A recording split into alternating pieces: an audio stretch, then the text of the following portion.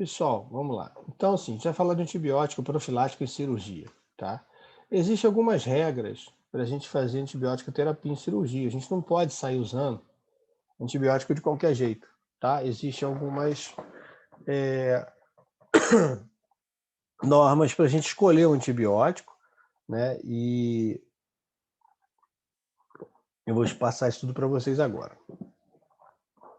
Bom, existe um arsenal, né, de antibióticos aí para a gente usar, tá? Mesmo de forma apropriada. A gente usa antibióticos por dois motivos. Uma para prevenir uma infecção e a outra para combater uma infecção, tá? Então, a gente falando de antibiótico profilático em cirurgia, a gente tem que prevenir, pensar sempre em prevenção, tá? A gente vai ver que as feridas são classificadas de acordo com o grau de contaminação, tá? Mas o objetivo do antibiótico em cirurgia é sempre prevenção, tá? É sempre prevenir que possa evoluir uma infecção no sítio operatório.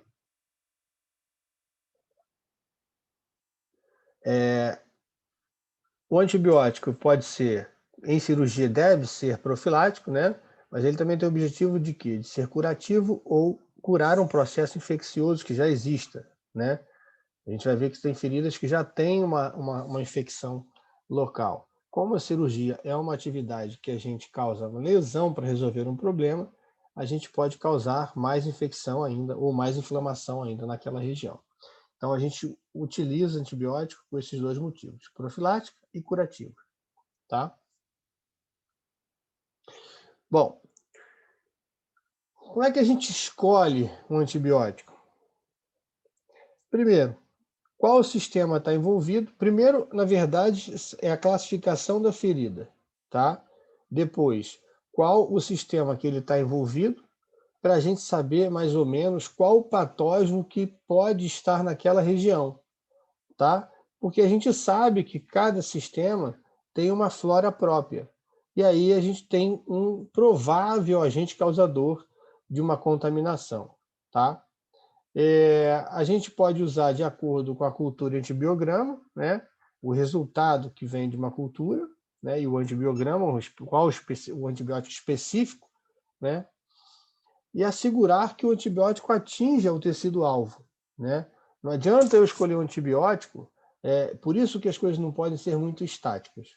A gente às vezes escolhe um antibiótico de amplo espectro, uma cefalosporina de primeira, segunda ou terceira geração, de acordo com o que você está mais acostumado. Porém, a gente tem que assegurar que o quê? Aquele antibiótico atinja. Então, normalmente a gente já escolhe um que pega todos os sistemas, para a gente não ficar igual maluco usando um antibiótico para cada sistema, tá? Isso profilaticamente, que eu estou falando, tá? Quando a gente vai, por exemplo, operar um pulmão. Então, eu tenho que usar um antibiótico que atinja, né, o órgão que eu vou operar. E a gente sabe que tem alguns antibióticos que são mais específicos para cada região. Por exemplo, o enrofloxacina é mais específico para respiratório e urinário, tá? Então a gente sabe já que, além da especificidade do antibiótico, né, por determinadas regiões, porque a flora microbiana daquelas regiões ou a eliminação daquele antibiótico passa pelaquela via, a gente sabe que vai ser mais eficiente. Então a gente escolhe dessa forma. Em que momento a gente deve usar um antibiótico, gente? Profilático, né? Alguém sabe? Quanto antes possível. Em caso de cirurgia eletiva 24 horas antes, não é necessário fazer antibiótico terapia prévia. Então, quando que a gente deve usar antibiótico? Em que momento a gente deve fazer o uso desses antibióticos? Alguém tem noção? Depende da cirurgia? Não. Eu respondi isso porque quando a gente vai fazer uma cirurgia de dente, a gente. Bom, pelo menos o dentista manda usar, começar antes, né, da cirurgia. Só tem um caso que a gente usa fora dessa regra, que é boca. Tá? Porque o antibiótico que vai para a boca, que pega a boca, normalmente no veterinário a gente usa o quê? Espiramicina com metronidazol, que é o estomorgil, né? Para ele atingir uma concentração ideal, eu preciso de mais tempo do que a gente usa antes da cirurgia, entendeu? E, na verdade, a gente até poderia usar uma associação antes, como a gente faz o período adequado. Mas o antibiótico que a gente usa para a boca ou para sistema digestivo, por exemplo, é o metronidazol, que a gente associa, causa muita náusea, causa muito enjoo, pode causar reação. Então, a gente às vezes prefere que o animal venha já medicado 24 horas. Então, a sessão de boca, 24 horas, tá? Todo o resto, normalmente, quanto tempo antes? Possível? Não. Ah, vou fazer 3 dias de antibióticos antes. Não. O antibiótico terapia profilática, ela deve ser feita com 30 minutos antes da cirurgia. Claro que depende do antibiótico que você vai escolher. Como eu falei, normalmente a gente escolhe o quê? Uma cefalosporina, tá? Uma cefalosporina, por quê? Porque a gente sabe que 30 minutos é o suficiente para chegar ao pico de concentração quando a gente começar o ato cirúrgico. Tá? Então tem que ser feito ali, não pode esquecer, normalmente é o anestesista que faz o antibiótico na indução. Na indução anestésica ele já faz o antibiótico prévio, 30 minutos antes da cirurgia. Tá?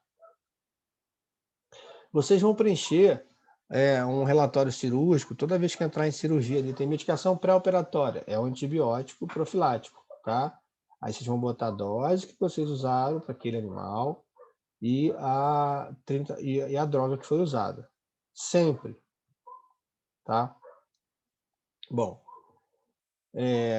ainda em relação à escolha, né, a gente tem algumas considerações a serem feitas. Eita, é bom que hoje, é que eu montei essa aula essa semana, então tá cheio de errinho. Depois eu vou corrigindo. A gente deve utilizar apenas em cirurgias que comprovadamente tenham sua taxa de infecção reduzida. Nossa, tudo junto, meu Deus. Bom, eu vou corrigir no meio da aula mesmo, porque senão depois eu não sei nem onde é que está a parte para corrigir. Comprovar.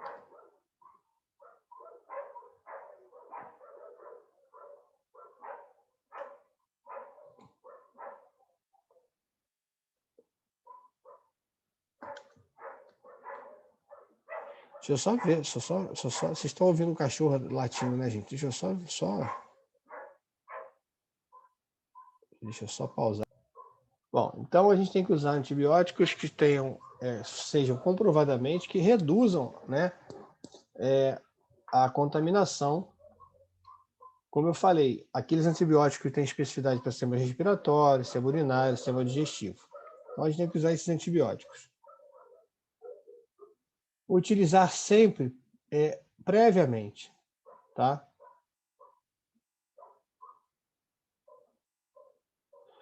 Normalmente a gente tem antibióticos de primeira linha, né, de primeira geração, segunda ou terceira geração. Normalmente a gente usa, como é preventivo, né, como a gente faz uma profilaxia da infecção, a gente usa um antibiótico, não vai usar um tiro de canhão, usar uma cefalosporina de quarto, por exemplo, vai usar que isso é muito comum, tá, gente? O pessoal, às vezes lá no Rio, está usando aquele antibiótico que o pessoal dura 14 dias. Alguém lembra aí o nome? Convênio? O convênio. Isso aí, obrigado. Nego, por comodidade, às vezes castra, não quero dar remédio, não tem um antibióticozinho pra gente dar, meu cachorro é chato, fica vomitando. O nego vai lá e aplica um convênio para uma castração. Porra, o convênio é uma cefalosporina de quarta geração. Porra, tá dando um tiro de canhão num procedimento que nem precisaria de antibiótico, teoricamente, porque é uma ferida limpa. Então, a gente não deve fazer isso de jeito nenhum, porque daqui a pouco você usa um antibiótico de quarta geração e aí você rebenta com todos os outros antibióticos. Ele vai ficar seletivo para uma bactéria, formar uma superbactéria. Então, a gente não deve usar antibióticos muito fortes. Então, a gente usa de primeira linha, um antibiótico aí de primeira geração, na verdade. A gente tem que levar em consideração, né, os níveis séricos que atinjam o pico de concentração no momento do corte, né? Porque assim que a gente corta, começa a ter, pode começar a ter contaminação, né? Que você está expondo uma área. Então, a gente tem que certificar de que esse agente que vai ser usado, ele vai chegar a esse pico de concentração. Por isso que na boca a gente usa 24 horas, porque a espiramicina e metronidazol precisam de um tempo para chegar ao pico de concentração, entendeu? Então, a gente usa aí, teria como fazer venoso, tal, mas vai causar náusea, pode causar vômito, e aí o animal vomitando no pré-operatório já não é uma coisa muito boa. Eu tenho que entender que existe antibióticos que têm um tempo de duração, né? Esse antibiótico vai durar ou vai estar no pico de concentração. Ele atingiu o pico de concentração em 30, 40 minutos, né? Até o momento do corte. E a cirurgia durou 6, 7 horas. Esse antibiótico está valendo ainda? Provavelmente não. A gente tem que fazer um reforço, né? Quando cirurgias são muito prolongadas, a gente repete a dose de antibiótico no transoperatório. Por quê? Porque aquela área ficou exposta por muito tempo, tá? E outra coisa, se passar de 6 horas, raramente na veterinária tem uma cirurgia que passa 6 horas, tá? Mas tem alguns procedimentos que podem passar de 6 horas. Quando chega com 4 horas, a gente já faz o reforço desse antibiótico para que ele mantenha a concentração sérica, né, na circulação, evitando assim as contaminações. Porque 6 horas, acabou aí 6 horas a ação do clorexidine, né? Então as bactérias que eram da flora permanente, da pele, né, quando a gente abriu, elas vão começar a se proliferar. Então a gente usa o antibiótico como coadjuvante para inibir o processo infeccioso no pós-operatório, tá? Então, quando são cirurgias muito prolongadas, a gente faz um reforço de antibiótico. E aí a gente também tem que selecionar, a gente seleciona o antibiótico, né? A escolha do antibiótico deve ser feita de acordo com o quê? Com o agente infeccioso, tá? Então, se eu vou operar sistema digestivo, eu tenho que usar antibióticos que atuem no sistema digestivo. Quais são as bactérias que eu tenho no sistema digestivo? Eu tenho bactérias anaeróbicas, eu tenho bactérias aeróbicas. Então, o antibiótico que normalmente eu uso para uma castração vai ser suficiente para combater os agentes infecciosos de uma cirurgia do sistema digestivo? Provavelmente não. A gente vai ter que fazer uma associação, né? A gente vai ter que fazer uma associação que pegue agentes anaeróbicos e aeróbicos, né? Então, a gente vai ter que mudar o protocolo. Porque a maioria das antibióticos que a gente usa é uma cefalosporina. Eu posso usar aí uma amoxicilina com clavulonato endovenoso para fazer digestivo que pega anaeróbio. Ok. Só que a amoxicilina e clavulonato também causa muita reação alérgica, além de náuseas e vômitos, tá? Então tem que fazer lentinho para não causar reação. E aí, às vezes, a gente prefere associar uma cefalosporina com metronidazol, que pega a parte digestiva muito bem, do que usar uma amoxicilina com clavulonato. Isso são toques que a gente está dando para vocês da prática nossa, tá, gente? Porque se vocês pegarem na literatura, você já, vou escolher esse, né? E usa. E não se atenta aos efeitos colaterais do antibiótico. E aí complica a vida do anestesista ou do seu procedimento, porque às vezes o animal faz reação anafilática. A amoxicilina com clavulonato faz muita reação anafilática, tá? A gente tem... Se mandar um anestesista fazer uma amoxicilina com clavulonato pré-operatória, ele fica desesperado, porque a chance de fazer uma reação é muito grande. Então, a gente tem que usar um agente, né, que pegue, né, o sistema que a gente está operando e as bactérias que possam causar infecção naquele sítio. Bom, dose recomendada, né? A gente sabe que existe, as doses vão de tantos miligramas de X a Y, né? A gente usa uma dose intermediária, tá? Na verdade, a gente deve ter em mente a classificação da ferida. É uma ferida já contaminada? É uma ferida limpa contaminada? É uma ferida... Qual é a classificação da ferida? Porque a classificação da ferida ela vai de acordo com a quantidade de bactérias naquela região, tá? Então, isso pode ser modificado, né? A gente tem uma peritonite, por exemplo, um animal com piometra, que é pus puro, né? A gente pode usar uma dose maior, tá? Mas eu não preciso usar uma dose maior para as cirurgias eletivas, para cirurgias normais que a gente vai fazer aí, que a contaminação é muito pequena. Vou tirar um nódulo cutâneo, né? Pô, ferida limpa contaminada. Eu não preciso usar um antibiótico muito forte ou uma dose muito alta, tá? A gente tem que dosar. Não vou usar um tiro de canhão. Quanto mais alta a dose, mais efeitos colaterais vai ter aquela droga, tá? Então, se a droga causa náusea, causa vômito, provavelmente o paciente vai ter esses sintomas, tá? Então, a gente tem que levar isso em consideração. Importantíssimo, né? A via de administração para a cirurgia é sempre venosa, tá? Ah, pode fazer subcutâneo? Não. Por quê? Porque eu tenho que estar 30 minutos antes da cirurgia, ela tem que chegar no pico de concentração, né? Se você muda a via oral ou faz uma via subcutânea ou intramuscular, vai mudar a absorção do fármaco. Então, vai chegar a 30 minutos no pico de concentração? Provavelmente não. Então, a gente tem que levar isso em consideração, tá? E quanto tempo a gente mantém o antibiótico, né? Normalmente, gente, isso depende também da classificação da ferida, né? Eu faço antibiótico no mínimo 7 dias, tá? Vou explicar por quê. Quando a gente for estudar inflamação e cicatrização, a gente vai entender melhor isso. Por quê? Por exemplo, no Teresa Fosso, se eu tiver uma ferida limpa, eu não preciso nem prescrever antibiótico. Mas a gente está no Brasil, se o proprietário não cuidar do cachorro, não usar roupinha, ou o cachorro tem a boca podre de tártaro e aí ele lambe a ferida cirúrgica e contamina, ele vai botar a culpa na gente, né? E a gente tem como saber, faz uma cultura antibiograma, vai saber de onde é a bactéria e tem como se defender. Só que a gente não vai perder tempo com isso, né?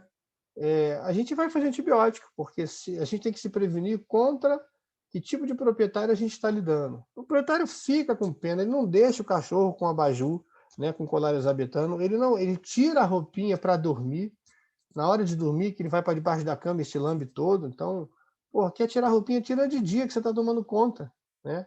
E não deixa o cachorro lamber. Então, normalmente a gente faz antibiótico aí de 7 a 10 dias, que a ferida está lá, os pontos ainda estão lá, e se tem ponto, eu tenho o fio, que pode contaminar a ferida se for contato, se o animal lamber o fio, ou se ele estiver deitado no chão que não seja muito limpo, né, que não tem curativo, o animal fica sem curativo. Se eu tenho fio, o fio é uma porta de contaminação também, porque tem buraco, tem material dentro da ferida, né? Então, enquanto tiver ponto, eu faço antibiótico, tá? Independente da classificação da ferida. Por quê? Porque é um meio de contaminação. Mas, normalmente, a gente faz antibiótico até 48 horas depois de desaparecer os sintomas, tá? Ou seja, o animal tem um quadro de piometra, tem uma infecção, já não tem mais, fez o pós-operatório todo, não tem mais sintoma nenhum, pode parar aí de fazer antibiótico, tá? 48 horas após os sintomas desaparecerem. Bom, então vamos falar de infecção e cirurgia. Agora a gente vai classificar as feridas. Como as feridas são classificadas? Existe uma classificação. Essa classificação é de acordo com o quê? Com o grau de contaminação, normalmente 10 elevado a 5, tá? Quando eu tenho 10 elevado a 5 de bactérias numa determinada região, acima disso, a gente já começa a ter uma taxa de infecção maior. A taxa de infecção global, independente da classificação de ferida e essa concentração de bactérias, ela gira em torno de 5%. Então, quando você for submeter um paciente à cirurgia, gente, e o proprietário tem risco? Tem.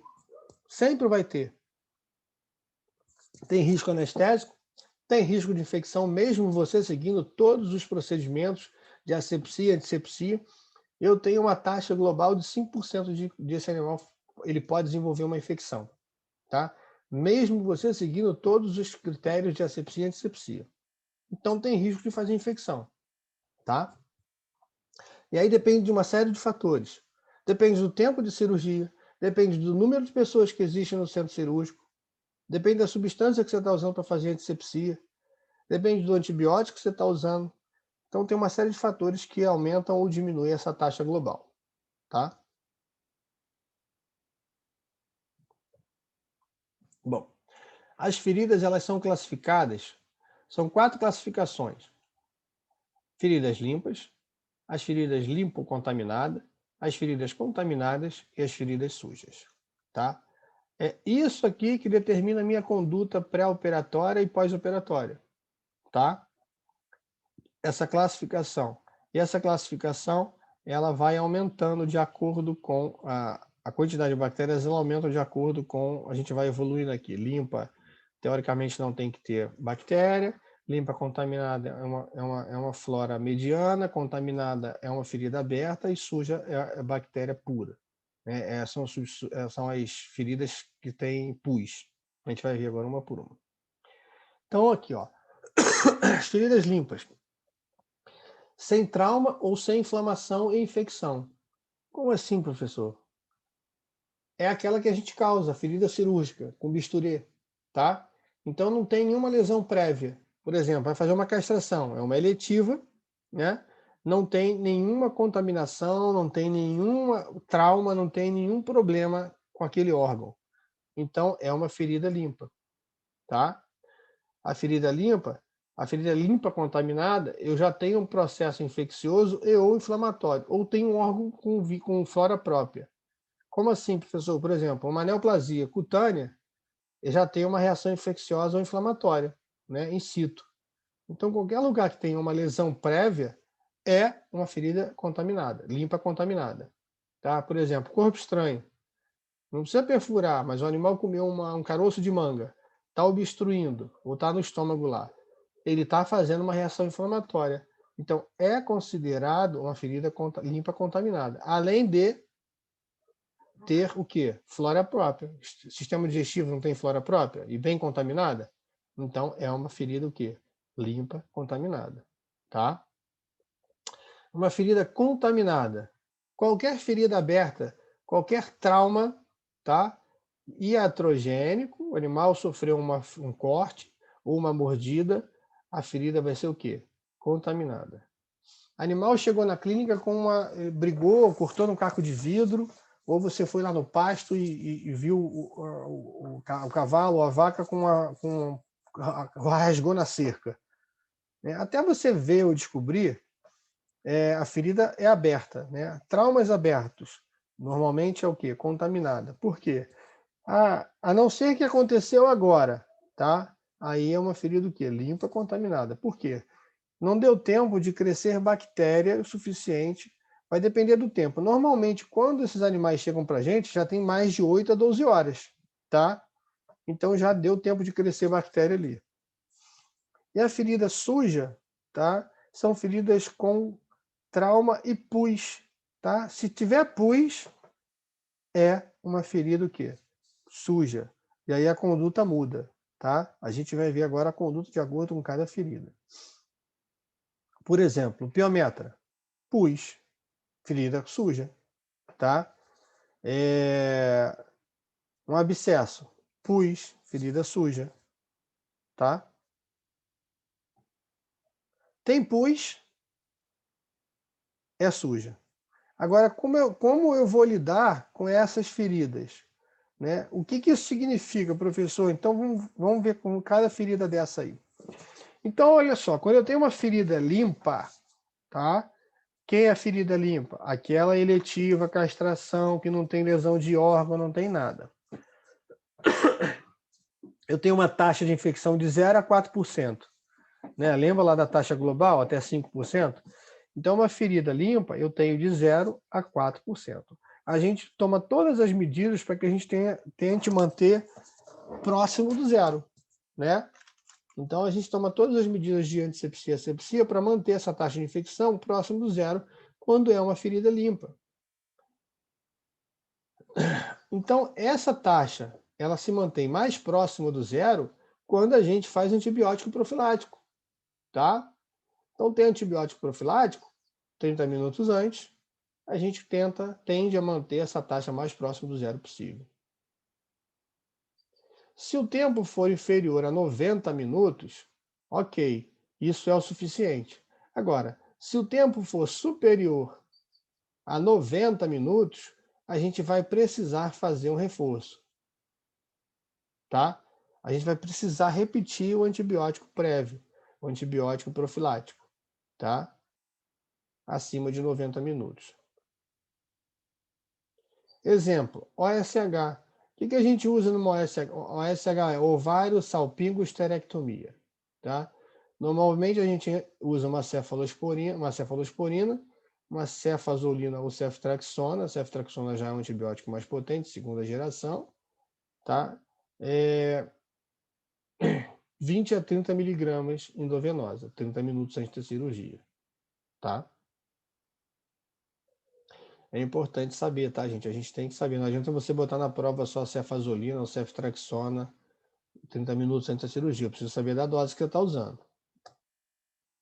Aí eu tenho uma ferida limpa contaminada. A taxa de infecção dessas cirurgias, elas já sobem, elas já partem do princípio de 4,5% a 9,3%.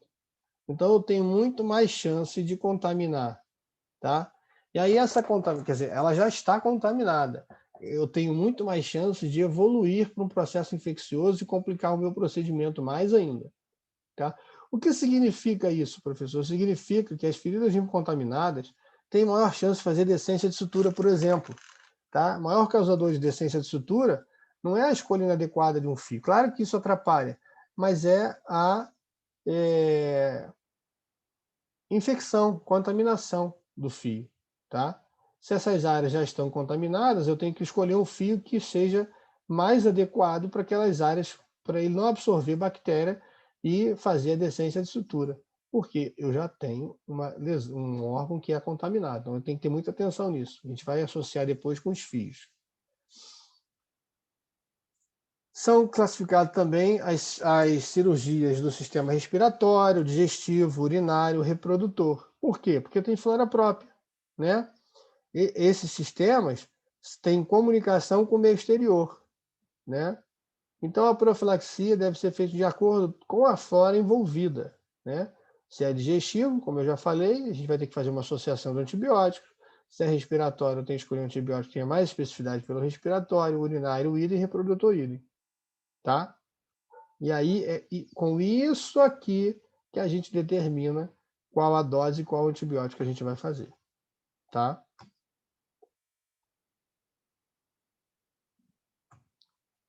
Sistema urinário reprodutor, por exemplo, né? A gente sabe que a gente tem mais Escherichia coli, estafilococos e alguns anaeróbicos. Então, pode-se usar aí até a enrofloxacina, que é mais específico para o sistema urinário reprodutor, tá? 10 miligramas por quilo via venosa. Lentinho, porque a enrofloxacina é um pouco oleosa, para não causar reação aí às suas aplicações. Tá? Tranquilo? Então, o sistema urinário, ó, bactérias, importante a gente saber. Escherichia coli, streptococcus e algumas anaeróbicas. Qual antibiótico? A gente pode usar enrofloxacina. Ah, professor, eu vi lá no hospital, vocês usam tudo ceftraxona ou cefazolina. Porque pega bem todos os sistemas, tá? Mas a gente tem aí antibióticos mais específicos. Como a enrofloxacina fica muito evidente, porque qualquer coisa que tem na veterinária nego já passa a enrofloxacina, a gente não usa às vezes a enrofloxacina para fazer prevenção. Ainda mais com o histórico do animal que tem dermatite, já usou muito a enrofloxacina para evitar que tenha resistência bacteriana, tá? Então é importante também você saber se esse paciente já fez uso de algum antibiótico, tá? Ah, ele tem dermatite, já tratou com cefalexina, já tratou com enrofloxacina, aí já começa a estreitar os seus antibióticos. Você vai escolher um antibiótico que ele não tenha feito tanto uso, tá? Para evitar que tenha aí qualquer complicação de resistência. Aí sistemas né? Ampicilina, a ampicilina, o sistema não entrou, mas provavelmente a ampicilina é fígado, tá? Vesícula biliar. Aí a gente associa aí a ampicilina 22 mg por quilo 30 minutos antes da cirurgia e pode associar o metronidazol, tá? Sistema hepatobiliar, pode botar aí. Tá? Sistema hepatobiliar, ampicilina, porque pega bem fígado, e o metronidazol, porque a bile tem contato com o quê? Ela desemboca lá no esfíncter de Oddi, né? Lá no duodeno. Então, tem as bactérias anaeróbicas. Então, é importante a gente associar o metronidazol. Tá? Sistema digestivo, né? Sistema digestivo, a gente tem aí esôfago. O esôfago, a ampicilina também pega bem, mas a gente dá preferência à cefalosporina, tá? Porque a ampicilina não é um antibiótico muito utilizado, né? Então, a gente não tem muito na clínica. Eu botei aqui, ó, na indução, né? 30 minutos antes e 2 horas depois. Por quê? Porque normalmente cirurgia de esôfago demora, principalmente se for esôfago torácico, né? Porque tem cabo-tórax, demora mais do que 2 horas. Então, se demorou mais de 2 horas, a gente vai fazer um reforço aí de repetir a dose para manter o pico de concentração sempre alto. Estômago e intestino delgado. Ih, caraca. Deu ruim aí. Tá escrito aqui bem baixinho, bem pequenininho. Eu vou ver depois para consertar. Mas estômago e intestino delgado, estômago não tem muitas bactérias que sobrevivem ao estômago, né? Uma bactéria que sobrevive ao pH do estômago é a Helicobacter pylori. Mas aí todo o sistema digestivo, gente, a gente pode usar uma cefalosporina, 20, né, ou ceftraxona, 20 a 30 miligramas por quilo, e associar o metronidazol. Tá? O importante do metronidazol, gente, é a gente saber a condição do paciente. Porque se esse paciente tem alguma alteração de enzima hepática, por exemplo, um animal mais velho, eu não falei a dose do metronidazol até agora. A gente normalmente usa 15 miligramas por quilo de metronidazol, tá? Com alguma exceção quando eu tenho lesão hepática ou animais muito velhos. Por quê? Animais muito velhos tem o fígado já está um pouco mais reduzido o seu metabolismo. Então a gente às vezes usa o quê? A metade da dose do metronidazol, 7,5 miligramas. Mas tem alteração enzimática de enzimas hepáticas, é obrigado a diminuir a dose do metronidazol, tá? Lembra que esse animal vai tomar o quê? Antibiótico, anti-inflamatório, né? Vai tomar anestesia, vai gerar uma sobrecarga hepática, então a gente tem que poupar esse fígado, tá? Bom, depois eu tenho que ver o porquê que esse negócio ficou miúdo. Bom, a ferida contaminada são aquelas feridas, né, abertas, né, de trauma, o animal chega já com a ferida aberta, taxa de infecção de 5,8% a 28%. Nossa, a diferença tão grande. Vai depender do tempo, tá, gente? Vai depender do tempo e do tipo de trauma. Por exemplo, se for mordida de cachorro, certamente vai ser uma ferida muito contaminada, né? Porque a boca do cachorro é um lugar muito contaminado.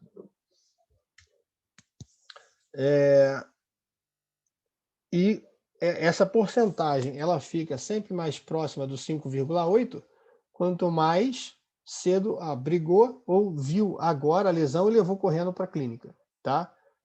Abriu a ferida e aí quanto mais tempo demorar, maior será o índice de infecção, tá? Por isso que é importante a gente perguntar, fazer um histórico detalhado, e não só disso, né? O cachorro tem um tumor. Há quanto tempo esse tumor está ali? O cachorro chegou com um corte. Que horas isso aconteceu? Para determinar a conduta, né? Um tumor. Quanto tempo esse cachorro tem esse tumor aí? Esse tumor aí está aí há 8 meses.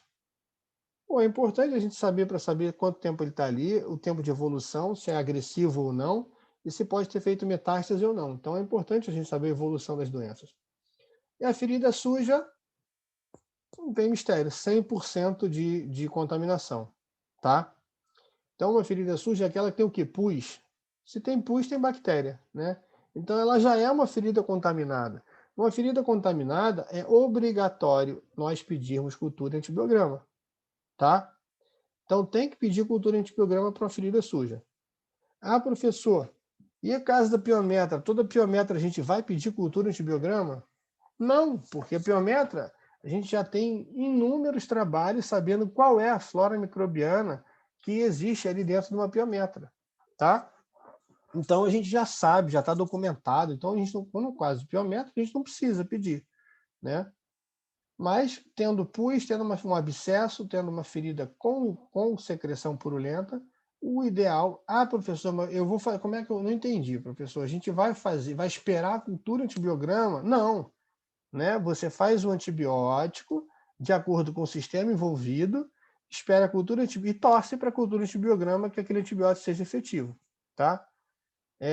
Por que a gente faz cultura antibiograma, então, professor? Porque se não resolver, você não vai esperar de novo o animal continuar com aquela secreção 7 a 10 dias para o antibiograma ficar pronto. Você já fez, e aí o antibiótico que você usou chegou lá e tem resistência ao antibiótico. Você já está sabendo que está resistente. Você sabe que não funciona porque você viu a resposta clínica, né? Mas agora você sabe com o que você vai tratar. Né? Você não vai esperar de novo mais 7 dias um animal com infecção para poder esperar o resultado da cultura antibiograma. Né? Então, ferida suja, cultura antibiograma. Tá? É mandatório.